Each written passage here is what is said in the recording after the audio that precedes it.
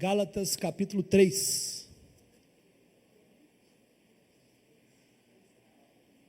Quero ler com vocês aqui o versículo de número 24.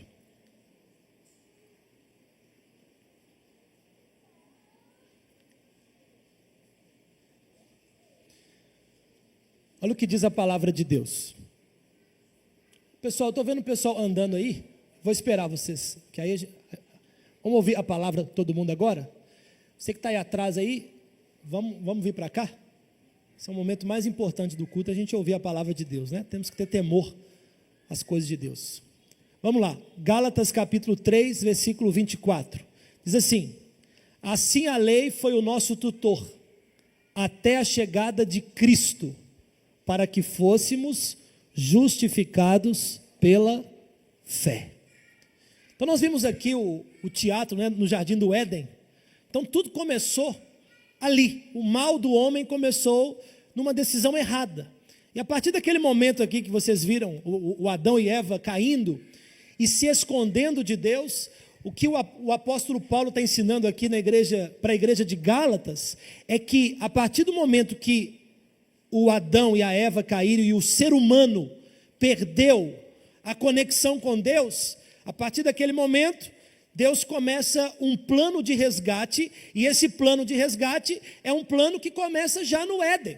Então Deus expulsa eles dali por uma preservação, porque naquele jardim havia duas árvores importantes: a árvore do conhecimento do bem e do mal, que foi a árvore que foi o problema todo, mas também ali havia a árvore da vida. Então Deus, por uma preservação, para que o homem permanentemente não estivesse longe dele, Deus expulsa o homem, expulsa a mulher daquele jardim, e a partir daquele momento começa um resgate de Deus para a nossa vida.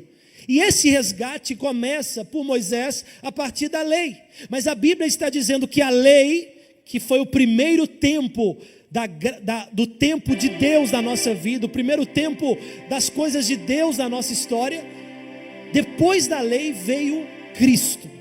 E Cristo, quando veio, a Bíblia diz que a partir de Cristo nós somos justificados 100% por Ele, e a nossa vida a partir de Cristo então passa a ter um novo significado. E a gente estava falando aí da Copa do Reino, né? Nessas últimas semanas falamos sobre convocação. Deus nos convocou, assim como Ancelotti convocou os 23 jogadores que estão jogando lá a Copa do Mundo.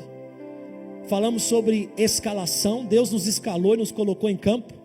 E hoje eu quero falar rapidamente sobre o jogo da vida. O primeiro tempo foi a lei, e o segundo tempo desse jogo é a graça.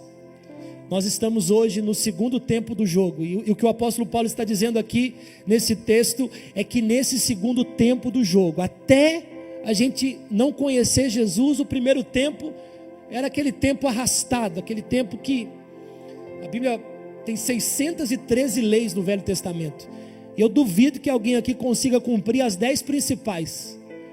A gente não cumpre nem as 10 principais, que dirá 613. Então o primeiro tempo foi um tempo arrastado, difícil, porque a lei, como o apóstolo Paulo está dizendo, ela foi tutora, ela foi dando orientação, mas o primeiro tempo foi um tempo difícil para o homem. O primeiro tempo da vida parece o segundo tempo do Brasil contra o Haiti, que foi uma tragédia. Eu não sei se vocês tiveram essa impressão. Eu no segundo tempo contra o Haiti, por acaso foi o único tempo que eu consegui ver, porque eu estava pregando numa igreja, e aí o culto terminou 9h35 da noite, o jogo era 9h30, começou 9h30, então eu já perdi 5 minutos de cara. O pastor terminou o culto 9h35, e aí quando a gente foi ver o jogo, a televisão não funcionava, então eu só vi o segundo tempo, e o segundo tempo foi horrível. Então o segundo tempo do Brasil, ele é parecido com o primeiro tempo da raça humana. Deus tentando resgatar o homem e o homem fugindo. Viu lá o Éden barradão fugindo de Deus, né?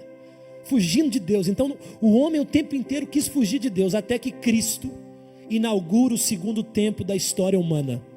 E quando Cristo inaugura o segundo tempo da história humana, é o tempo que nós estamos hoje. Esse tempo é o tempo da goleada. esse tempo é o tempo que não tem para ninguém. Parece Brasil e Alemanha, é 7-1, é vitória na certa, porque esse tempo é o tempo em que nós somos justificados pela fé. E eu queria que a gente refletisse um pouco sobre esse segundo tempo, o tempo da era da graça. Em João capítulo 1, versículo 17, quero ler com vocês aqui esse texto. A Bíblia diz assim, João 1,17: pois a lei foi dada por intermédio de Moisés, a graça e a verdade vieram por intermédio de Jesus Cristo.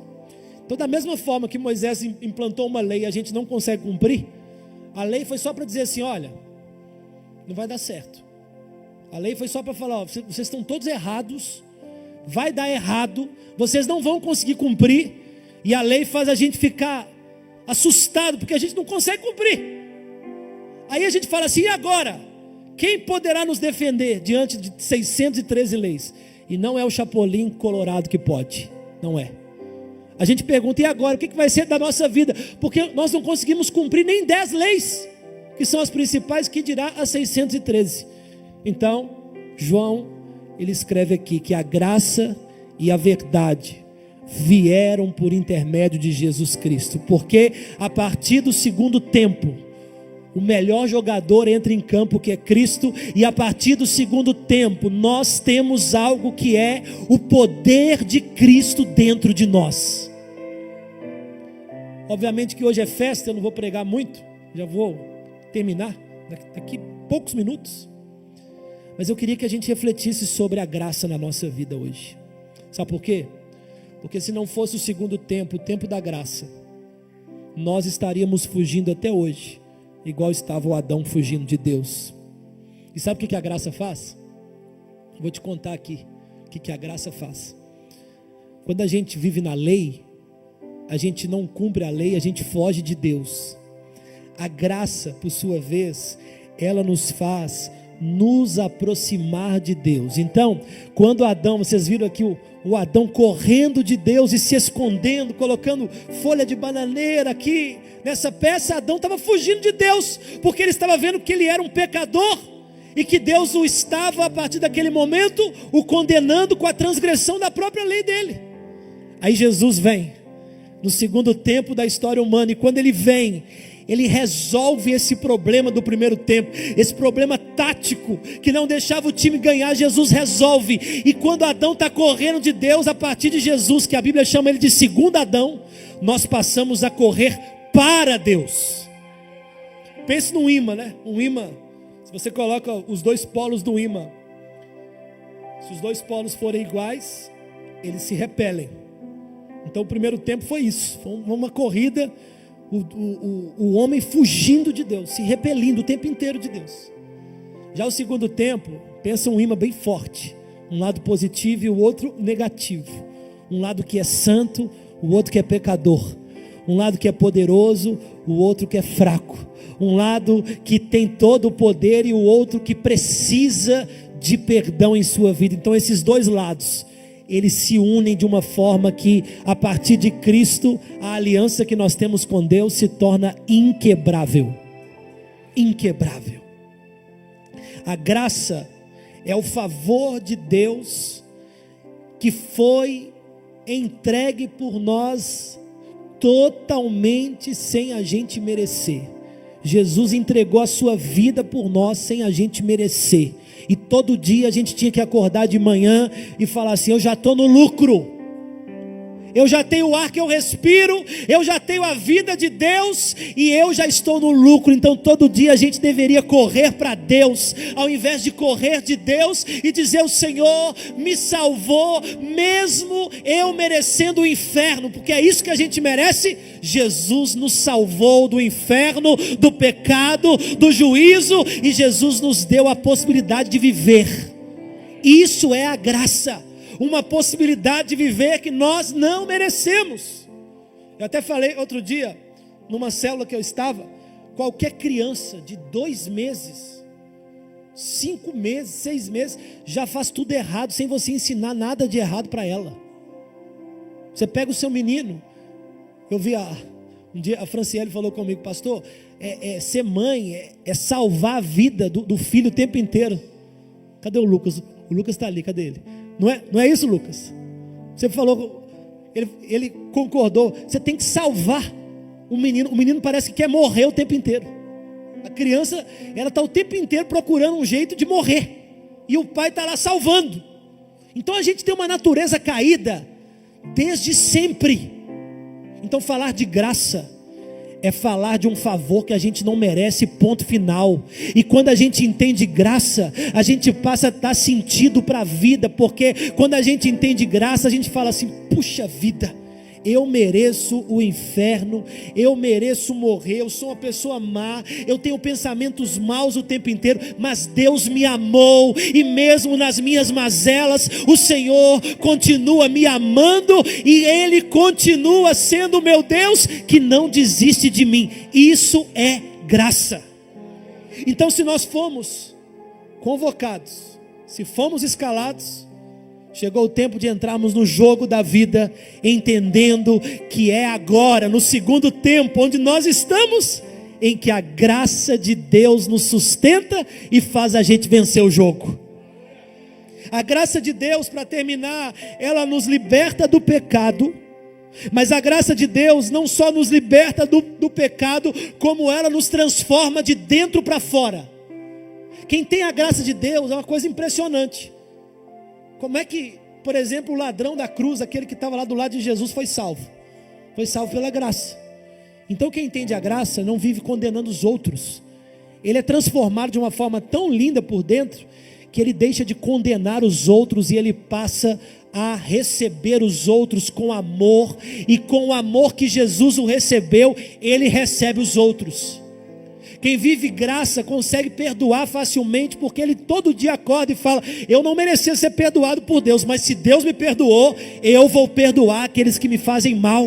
Quem vive graça consegue viver com gratidão, porque ele diz: olha, eu já merecia o inferno, então, mas Deus já me resgatou, então eu sou grato a Deus por aquilo que Ele fez na minha vida. Quem vive graça consegue ser feliz mesmo diante de dificuldades, porque ele percebe que ele já está no lucro. Então a felicidade dele vem não de uma religião, não de eventos, mas vem de uma pessoa que é Cristo.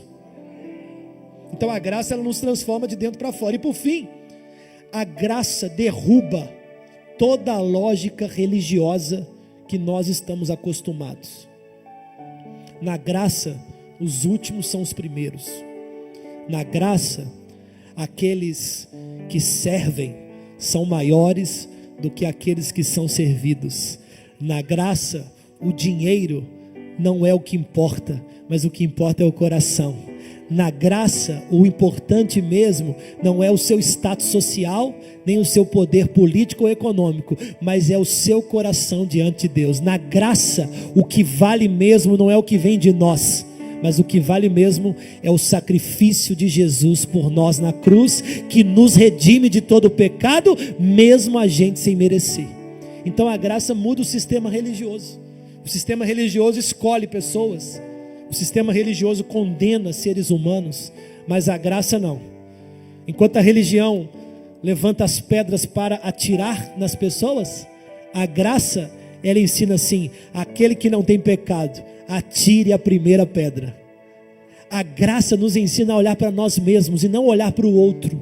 Então a graça, ela muda o sistema religioso. Na graça, uma pessoa é salva não por mérito próprio, mas uma pessoa é salva e ganha o jogo porque ela tem Jesus, o Salvador da humanidade. Sabe como é que nós vamos ganhar o jogo da vida? Pela graça.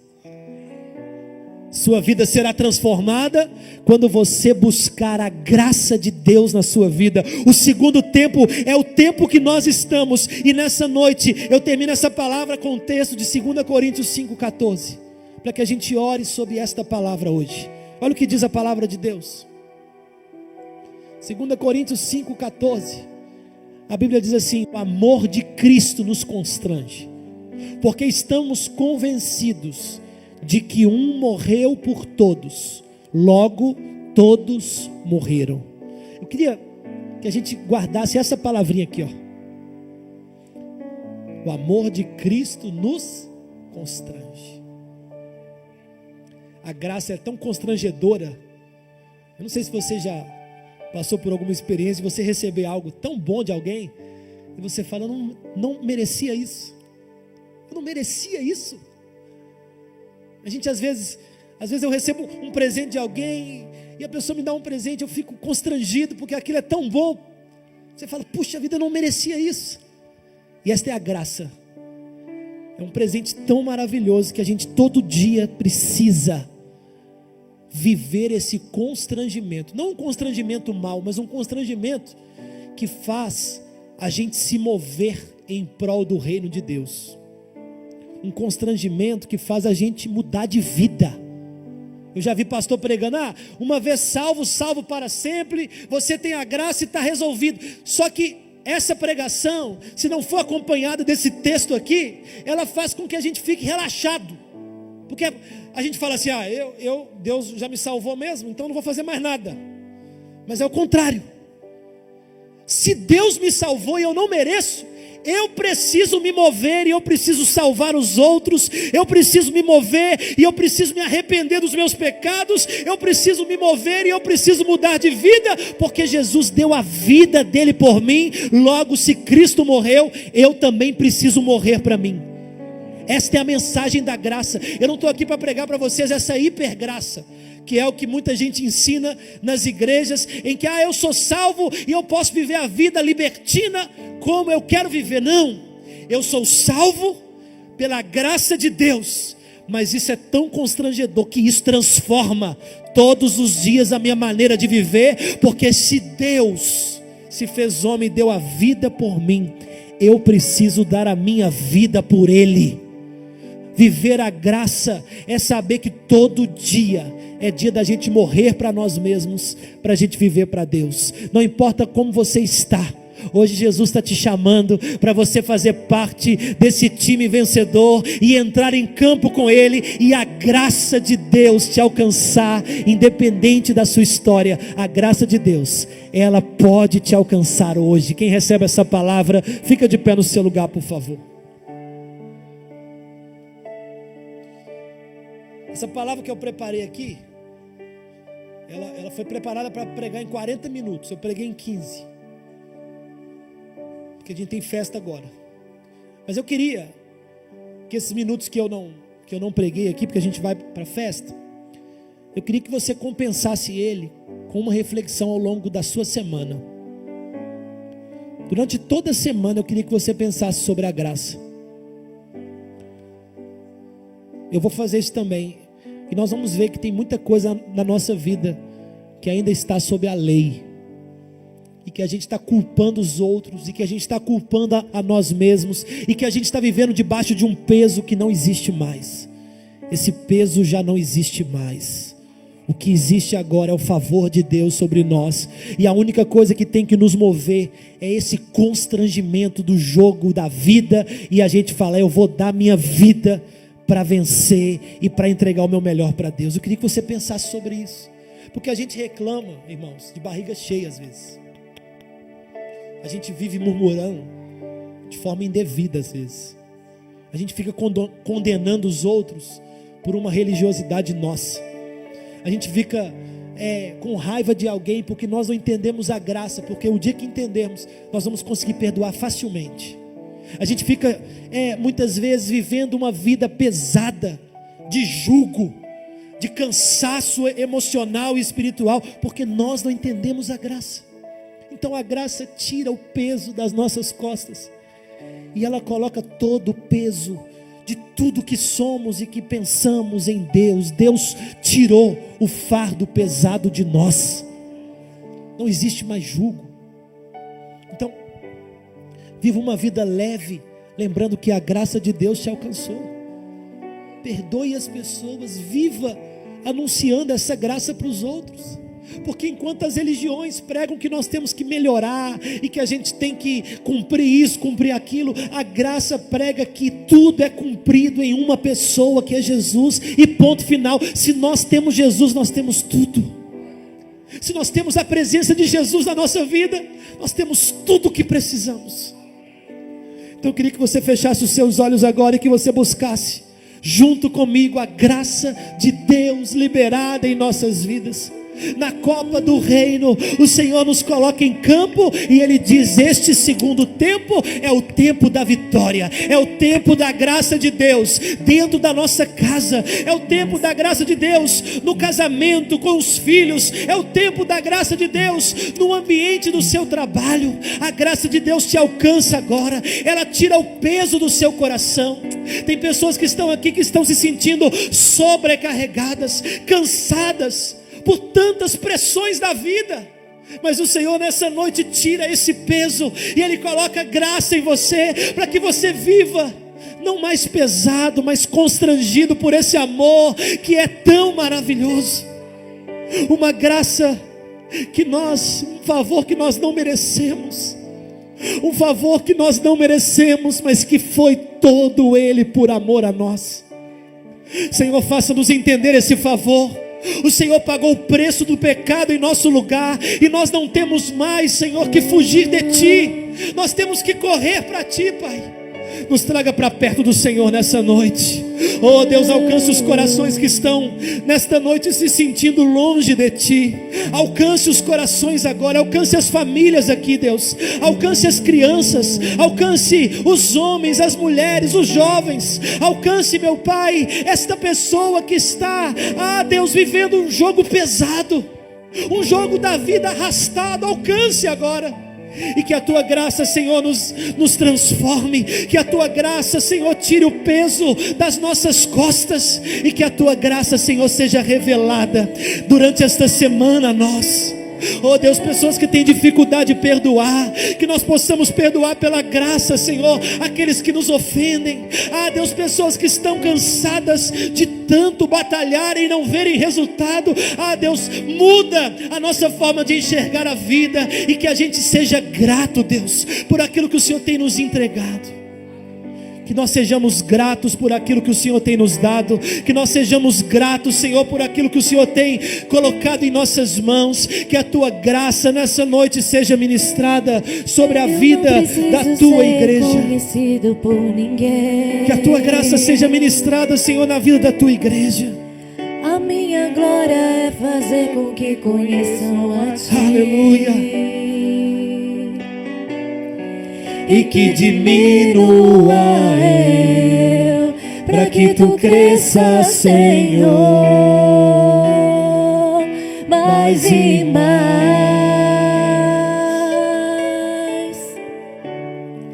E como serafins que cobre o rosto diante a Ti,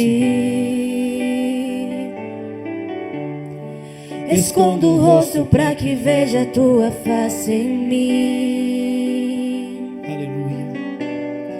E que diminua eu, para que Tu cresça, Senhor, mais e mais.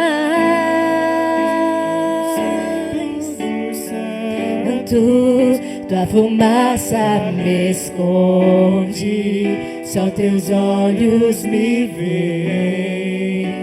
Debaixo de Tuas asas é o meu abrigo, meu lugar secreto, só Tua graça me basta. Levante as suas mãos. Presença, o meu prazer. Levante as suas mãos e receba nessa noite a graça de Deus em sua vida.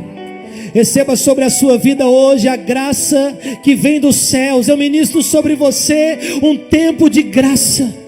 Deus te dá poder para viver a vida com a graça dEle. Deus te dá poder nessa noite e unção para que você viva os desafios da vida com a graça de Deus. Que você agora receba dos céus agora o perdão. O Senhor te perdoa, você que se sente culpado. O Senhor te perdoa. Você que se sente culpado por uma história que você não consegue se perdoar, o Senhor te perdoa. Nesta noite o Senhor, Ele te entrega um novo tempo, para que você viva não mais sob o peso da lei, mas que você viva sob a graça de Jesus na sua vida. O Senhor concede graça a você, o Senhor concede agora perdão à igreja, o Senhor concede agora uma nova oportunidade de nós vivermos uma nova história sob a graça do nosso Deus em nossa vida. Diga para Ele, Senhor, a sua graça é maravilhosa. Diga, Senhor, eu te amo, e sob a tua graça, a partir de hoje, eu vou viver uma nova vida, em nome de Jesus. Aplauda Jesus. Te amo, Deus. Levanta a sua mão assim. Sua graça nunca falha, todos os dias eu estou em tuas mãos. Desde quando me levanto até eu me deitar, eu cantarei da bondade de Deus. Declare isso a Ele. És fiel